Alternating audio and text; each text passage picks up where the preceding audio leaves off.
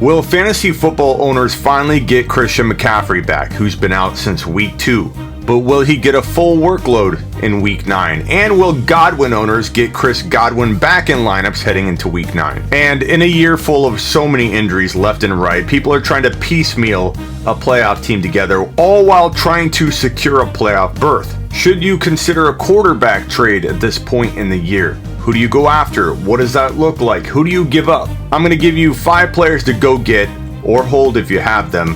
5 players that will do well from week 9 on. And I'm going to throw 5 names at you that I think you should deal before their values deplete. And I'm going to go over my mock draft that I did last night on my YouTube short video and explain to you some of the reasoning behind the top 24 go forward that I ranked in that video. All of this and more coming up. The Fantasy Football Show begins now. This is the Fantasy Football Show with your host, Smitty.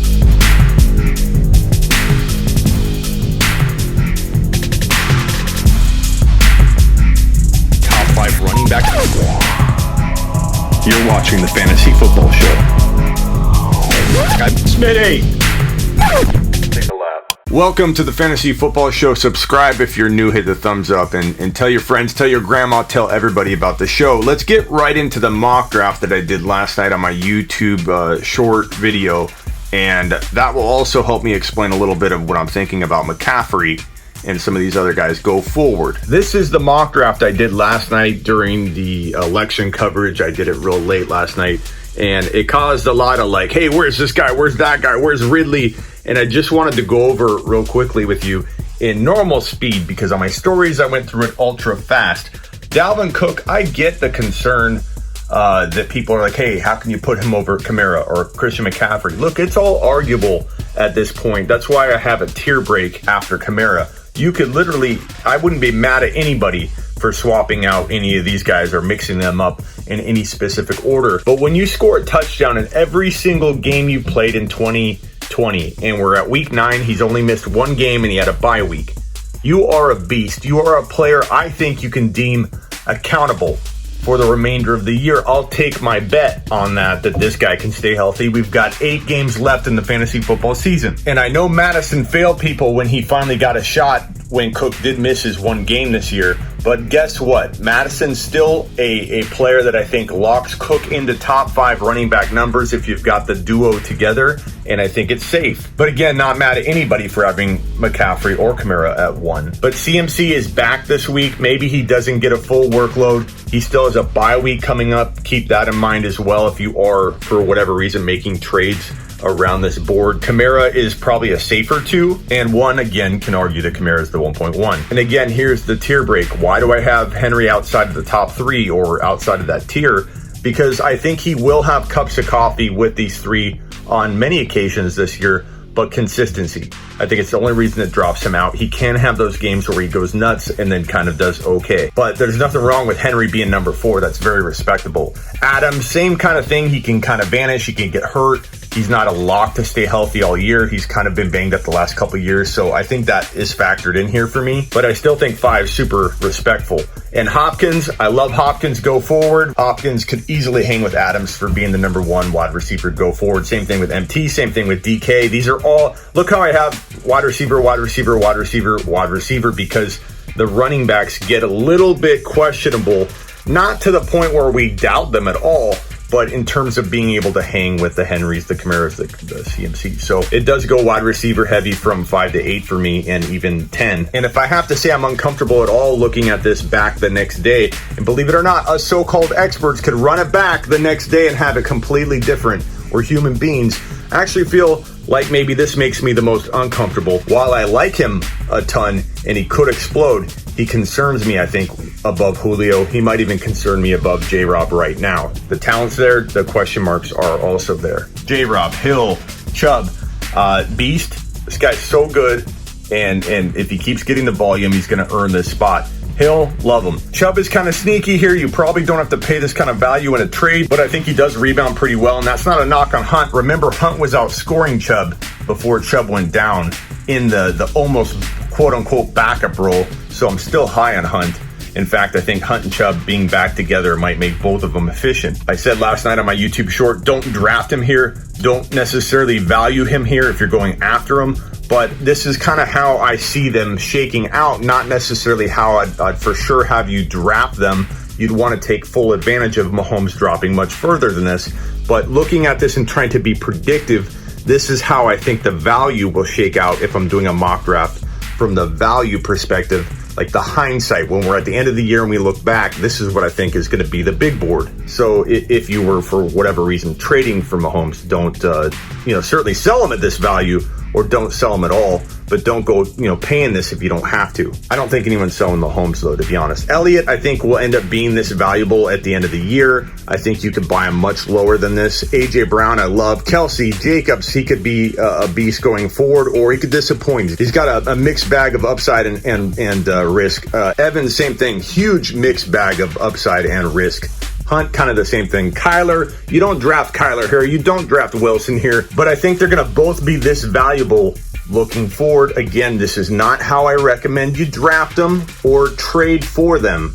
I'm merely telling you how I think it's going to all shake out, and they're going to be this valuable. If you have them, this is a good indication that I'm telling you to hold them pretty much, no matter what offer gets sent to you, because look at the value that I hold on them. And I know a lot of you think I'm going to be biased on Clyde here, but I dropped them a significant amount. I think I'm being pretty honest here with myself, looking inward and saying, Smitty, the volume hasn't been there. But I'm telling you, if he gets the volume, there's no indication that they're benching him, or that Bell's not my concern. The concern is the volume. That's why he's dropped. I think Clyde could climb into this range very easily with a game or two of high volume. Things change really quickly. He's a good buy low. He's a good hold, because no one's going to give you what you deserve and what you should be attacking via trade. But am I concerned? Absolutely. But I also have a little bit of motivation to go get him, especially in Dynasty where people are just soured on him. Now, Ridley would go, I've got a lot of questions about Ridley. Ridley would go like in my top 10 to 13 overall if he was healthy. He's not healthy. This is a week 9 on. We have 8 weeks left. If a guy's missing a game or two, you can't put him super high on a mock draft or a rankings board that factors in just 8 more weeks of football. So if Ridley comes back and has a quick recovery, then of course I'm going to move him in here. But Ridley for now falls slightly outside. Now I've got a lot of questions about Lockett. Where's Lockett? Lockett definitely deserves to be argued with Diggs. So does Ridley. All these guys right here. I mean, this range right here from like 23 down to 36 is very arguable. If you don't see your guy, doesn't mean he's not right here. Now the question's going to be, is your team struggling? If so, what position? Are you struggling at quarterback? A very important position that people overlook because of the whole wait on a QB strategy that a lot of people take, and that works really well. I love that approach. I love the going quarterback early approach. I love every approach. I think there's 100,000 ways to win. But if your team's struggling at the quarterback position and you feel like that's a position that you need to solidify and build up before you head into your playoffs, what QB do you go after? Do you go after Josh Allen? I think he's one of the best buy lows right now, because you can get him way outside of top 5, 6 overall QB value.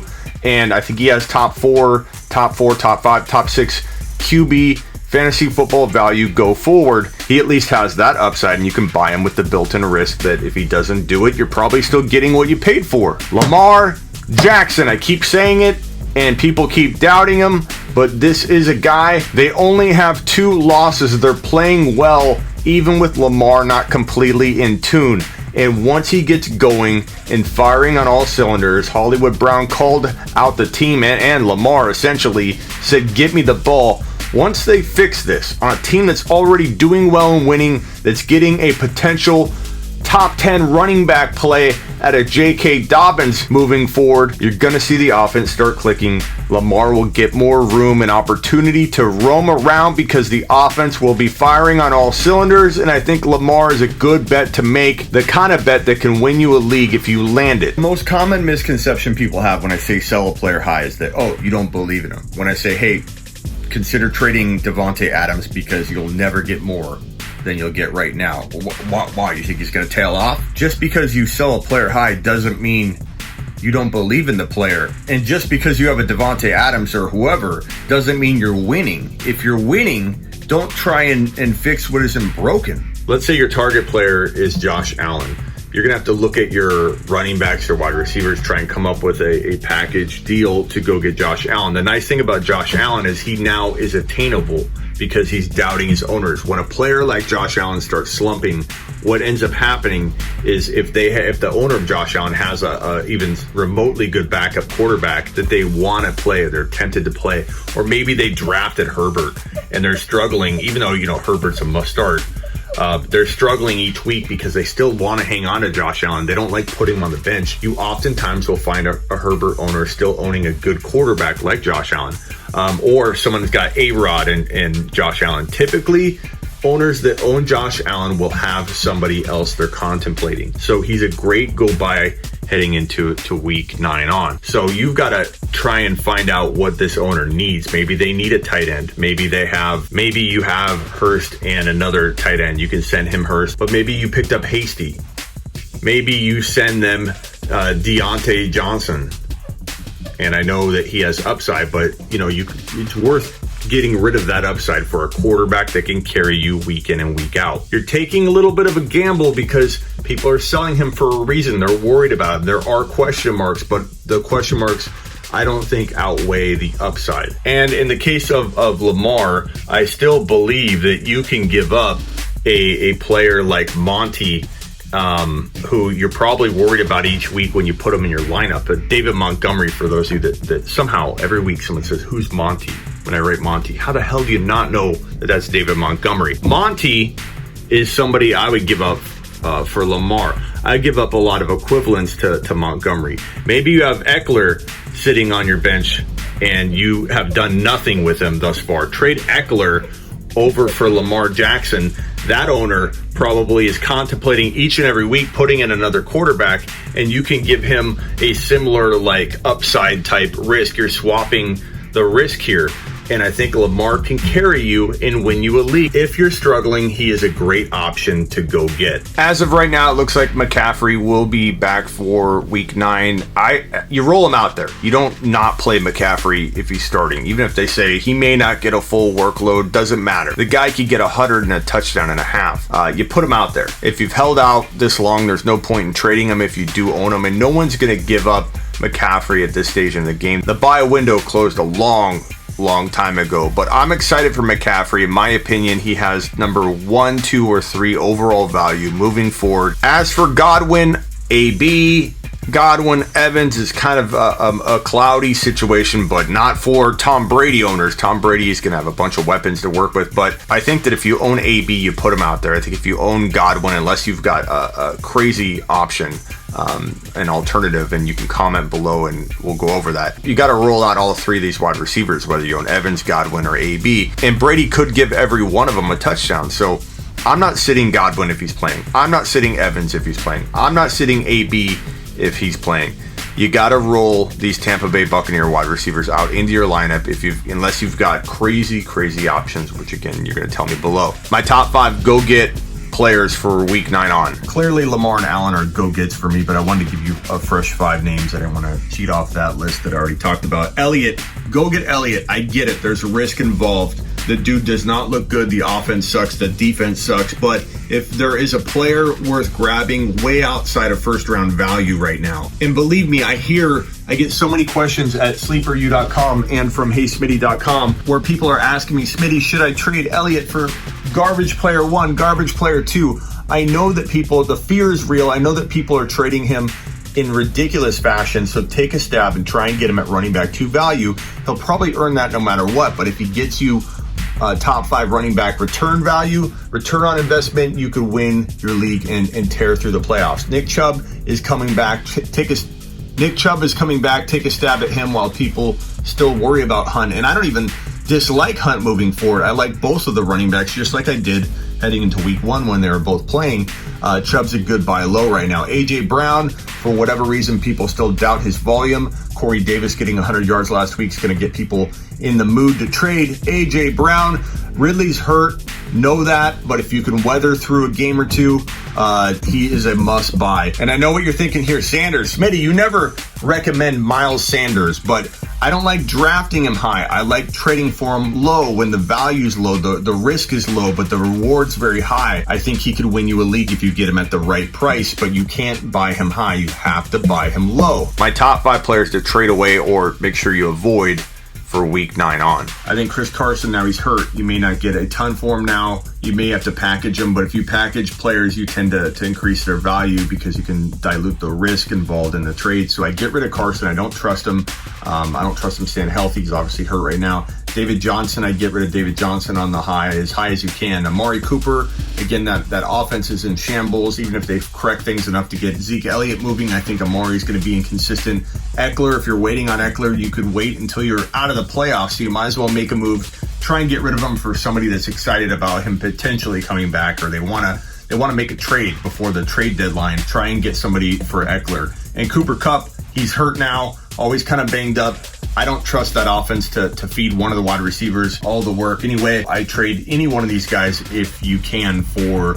They tend to work great in a package deal. You throw one of them with something else like a Montgomery and David Johnson, or a Montgomery and Amari, and get a bigger name player, one bigger name player in return. They work great in package deals where you're sending 2 players for 1. That's going to do it for this episode of the Fantasy Football Show. Get on over to HeySmitty.com if you want to order an ASAP phone call from me. I'll call you up. We'll talk about whatever. And make sure you check out all my content at sleeperu.com. If you ever get lost, you know where to find me. Smitty1.com is the quick link back to this show. I will see you next time. Tell your friends, tell your grandma, tell everybody. Spread the word about the Fantasy Football Show. Comment below and hit subscribe if you haven't already.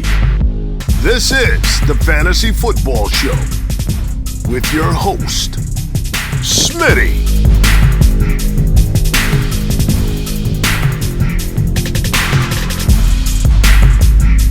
Top 5 running back. You're watching the Fantasy Football Show. I'm Smitty.